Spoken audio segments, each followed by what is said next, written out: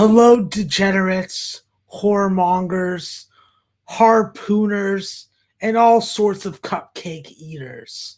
I am the most degenerate dart-throwing FCS college football bettor, nicknamed by myself, Maxwell Smart, here to talk about some FCS football because I've been watching a lot of shows, and I wait, and I wait, and I wait for them to talk about the FCS. Nobody does. So I'm going to do it myself. We're in week 3. It's a pretty good fucking week. I think that there's a lot of good games, but entertainment-wise, the FCS has never really been better. When you look at week 3, you have to talk about James Madison. And James Madison, this is a team that just plays with absolute poise and precision. And they went into Weber State and fuck with their goddamn eyes open. They were not going underneath a bridge to get goddamn hand jobs. And with Cole Johnson throwing a pair of touchdowns to Antoine Wells Jr. and with him rushing for another. And then let's not forget about the defense forcing a fumble and Josh Surratt with an 88-yard fucking fumble return in the second quarter. It was a momentum fucking booster. And listen, this CAA power fucking football team literally went wire to wire and fucking fuck with their goddamn eyes open. Listen, when you go to Weber State, this is the defending FCS champ. This is a Big Sky champ. This is a team that's been to the playoffs in the FCS, so it's not some easy task to go in there and fucking shoot fucking hot shots in the back of their throat. So it was real impressive to see James Madison do that. I think that I'm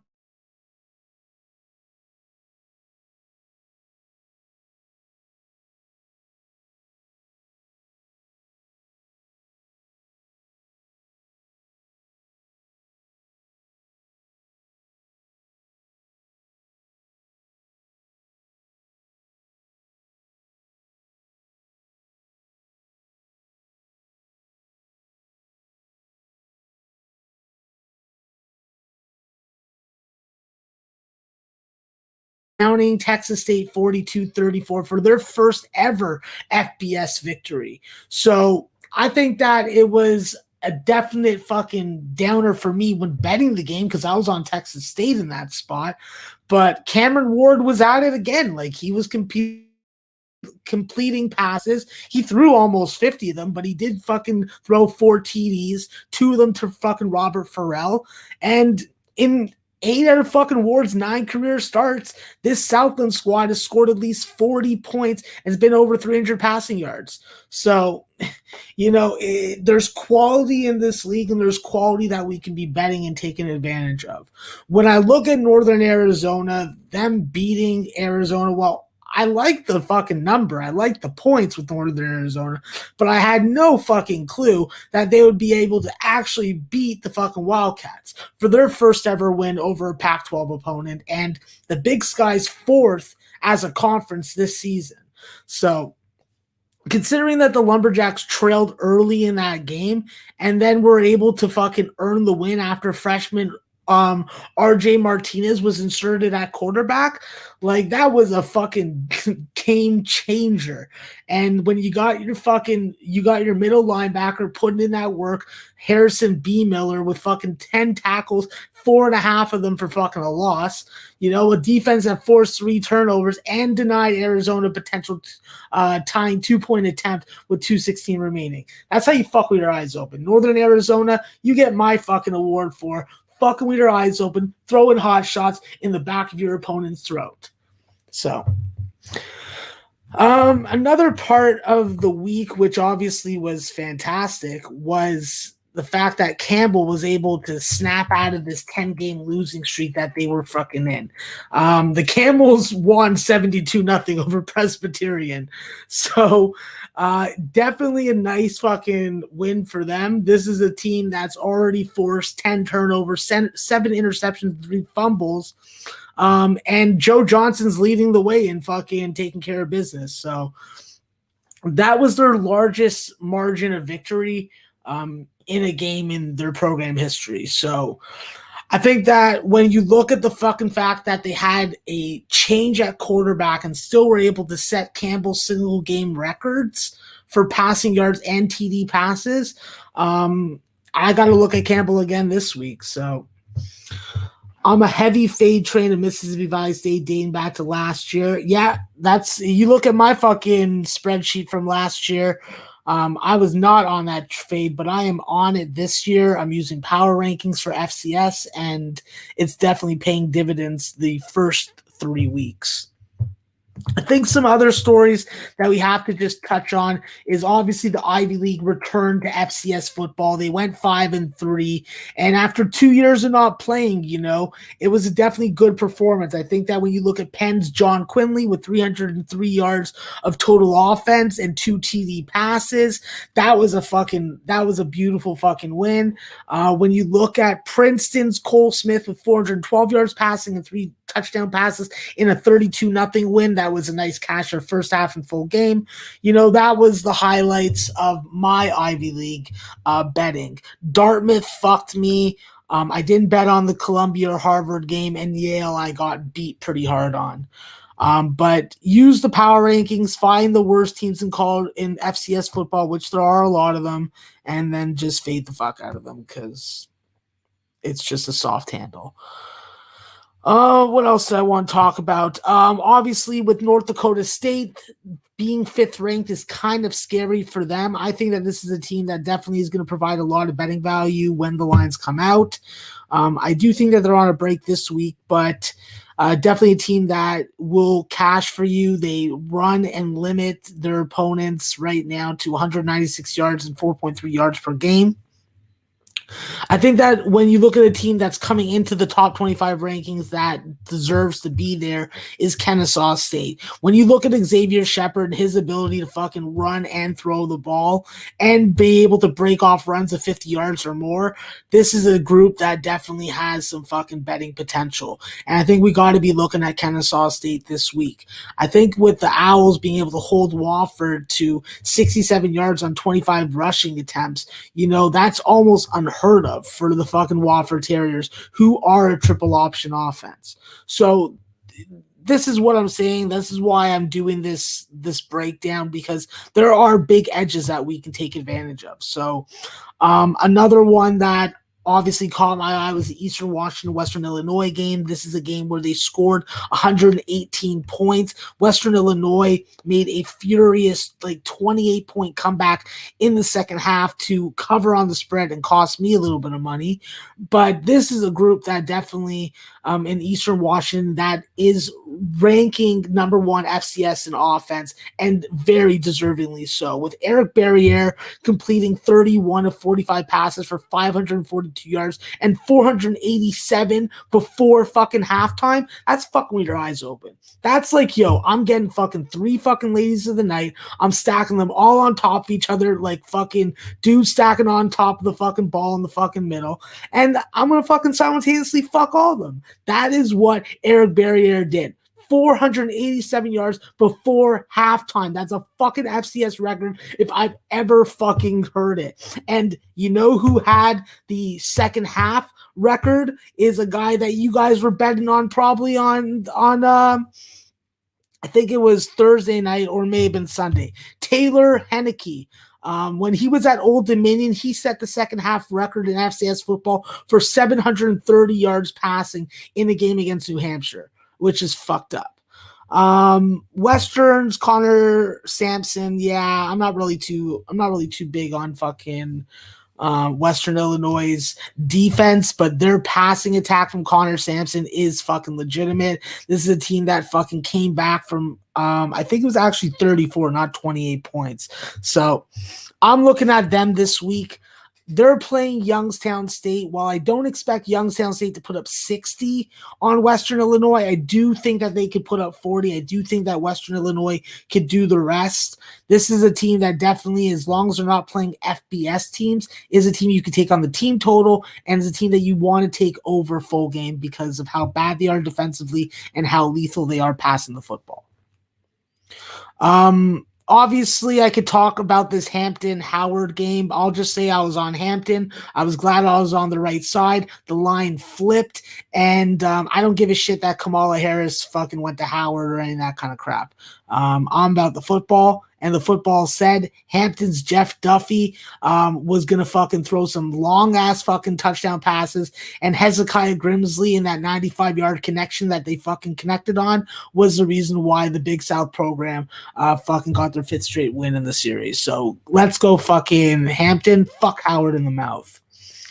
Definitely some interesting football if you're into betting. HBCUs, Alabama A&M definitely gave us a fucking scare in their game this past week, but were able to cover the 3 points against Bethune-Cookman. And then my darling that I've been talking about, I'm looking to bet if I can get a line against Delta State, is Jackson State and Coach Prime in that group. I think that they're uber talented playing against the right opponent. Against ULM, they had lots of opportunities to win that game, but that line went from freaking 17 to freaking 5 points. So this is a group that I like the defense. I like the run defense especially. They're definitely good tacklers, a lot of ball hawks, and I think that they're going to have value as a favorite. You know, I don't want to be taking them as a 28-point favorite, but against Delta, they may be something like that. I think that they smashed Delta State, and I just hope that I can get a line for it. All right. What else did I want to talk about? Okay, yeah, this is really funny. So Portland State had a game against Western Oregon. They wanted to fucking get people to come out to the fucking Vikings home opener. So Coach Bruce Barnum went on his weekly radio show and delivered an offer to the fans. Like, promised fucking free beer to anybody that showed up. And there were 2,016 free beers given away at Hillsborough Stadium's beer garden.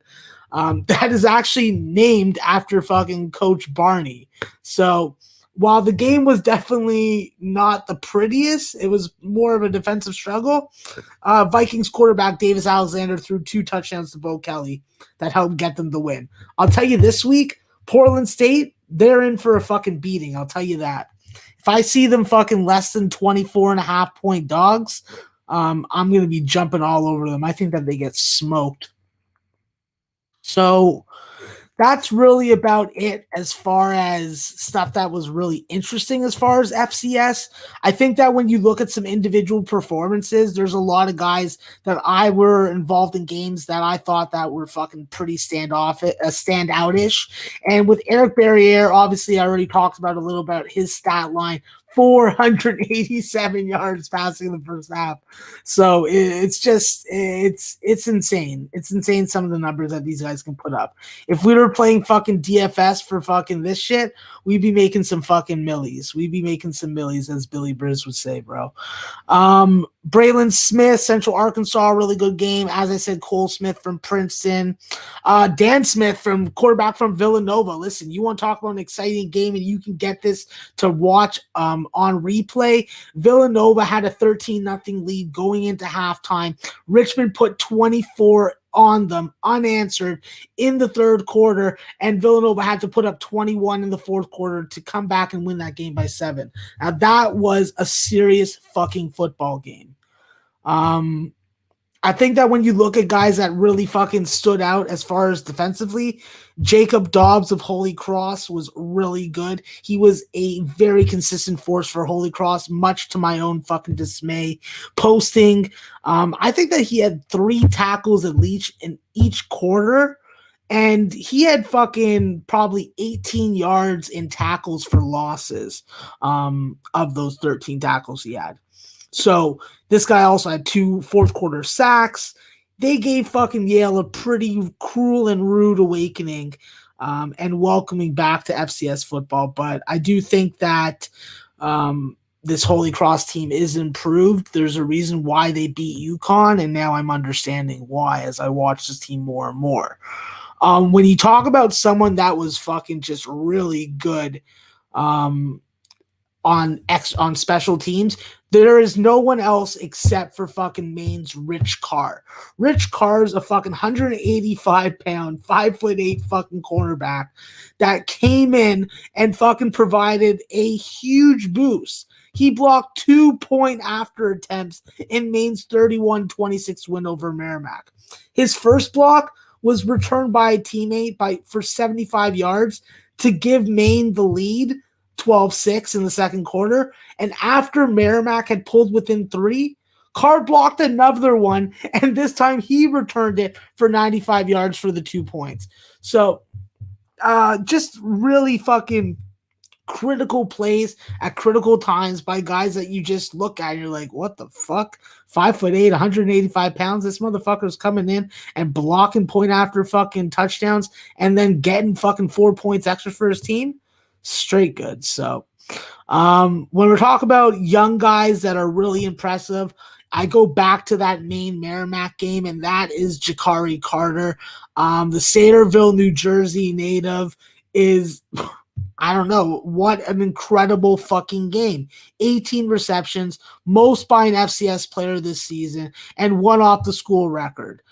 He went over 100 yards for the second straight game, and it included 2 touchdown catches of 10 yards. This is a kid you got to watch out for. This is a kid that can help Merrimack fucking win some games in a conference that they can fucking dominate in. So, lot of fucking interesting fucking shit going on in FCS. Looking forward to the lines coming out tomorrow. The spots that I'm heavily looking at, now that Durko's here, I'm looking at fucking fading Mississippi Valley State on the road, at home, against Southern. But the main spots that I'm looking at, I'm looking to get on Jackson State against Delta. I'm looking to get on freaking Montana State. And then I'm looking to get on, what's it called? Fuck, sorry. I have so many games that I'm looking to get on. And then I'm looking to get on the Western Illinois over. Yeah, so those are the 3 games. Montana versus Cal Poly, Jackson State versus Delta State, and then Youngstown State versus Western Illinois. So hopefully we get some lines soon. And obviously remember, a lot of these lines won't become readily available at every book until Saturday morning, sometimes 2 hours before the game. But there's only, I think, 1 game starting at noon. All the other games are starting at 1 p.m. or later. So be on the lookout for these college football fucking lines. FCS is a beatable sport, just like college basketball is. And I do have the link to my Google spreadsheet that I will post my plays that I'm on beforehand. And that's about it. So eat clean, pussy. Don't be afraid to pull out the wet wipe and say, hey, wipe that shit up. And dip your chicken tenders in honey. Don't be like Nick and dip them in honey mustard. All right, take care. Enjoy popcorn safely.